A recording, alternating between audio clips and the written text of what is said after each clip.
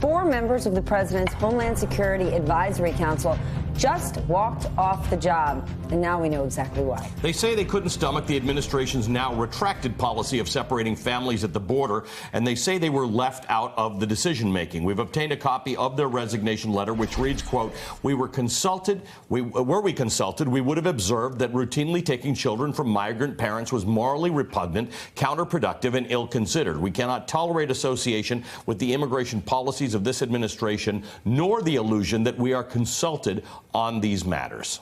Joining us now, one of those council members who turned in his badge, David Martin. David, you went a step further, writing your own letter to Secretary Nielsen, citing, quote, gratuitously severe actions such as the travel ban, termination of DACA, and commitment to a vast wall. You also mentioned the pardoning of Sheriff Joe Arpaio and the president's attacks on the intelligence community. Tell us, how long have you been part of the organization, and what prompted you to finally say enough is enough?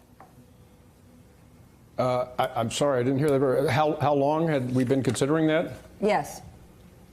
Yes, there's been discontent and concern among the members of the Homeland Security Advisory Council since the first week of the administration. The travel ban was issued during that first week. Not only was it bad policy, it was incredibly badly rolled out, just in terms of administration. Basic questions had not been answered, guidance hadn't gone out to the field staff. But so the concern had been there. The Arpaio pardon, the Charlottesville incident, they all contributed toward that. So there had been people talking about this for a while, but the separation policy really crystallized it. Has the Advisory Council had any input in any of these things? Well, there had been certainly some contact on things along the way. The council is not in a position to be asked for its opinion on every little twist and turn of policy.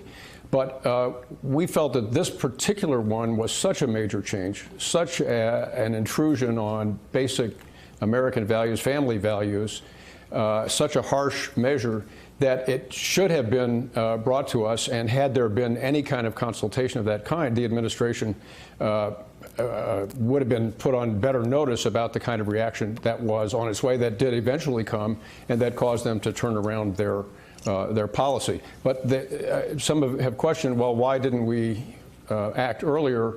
There was a lot of debate among those of us who were concerned about the best way to approach this. Yeah. But the separation policy has not been cured. There's obviously a lot of children still to be reunited, and it was a symbol of deeper concerns about immigration policy generally. So this is a big debate that goes on at every level of this administration about, boy, on one hand, why don't people resign on principle to protest what's going on, to send a signal to the administration? And then you hear in other cases, why, I hope they don't resign so that they can influence policy or keep them on the right track. Now, I understand that an advisory council is not the same, say, as being the Secretary of State or the President's National Security Advisor. But how do you weigh that sort of thing? What did you and your colleagues who left the council sort of think about, well, maybe we can stay and change this from getting worse, or there'd be greater effect to resigning and symbolizing our disapproval?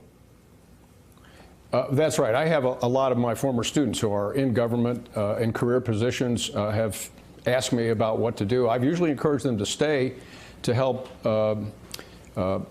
develop the details of policies in a more effective and humane way, and to hang in there. But for the council, our role is limited. The chances for effectively influencing the policy seem to be limited, right. And also because we're advisors to the secretary, and a lot of these key decisions seem to be coming out of the White House. So it is a real dilemma, but we felt that this was the time. This event called for this. Can I just one more? What did Secretary Nielsen say when you resigned? What does the secretary what? What'd she say? What was the response when you decided to resign? Oh, we have not received, at least I have not received any kind of direct response from the secretary. We did receive an email from the co-chair of the Advisory Council, a very gracious email acknowledging that we sent him a copy and thanking us for our previous service.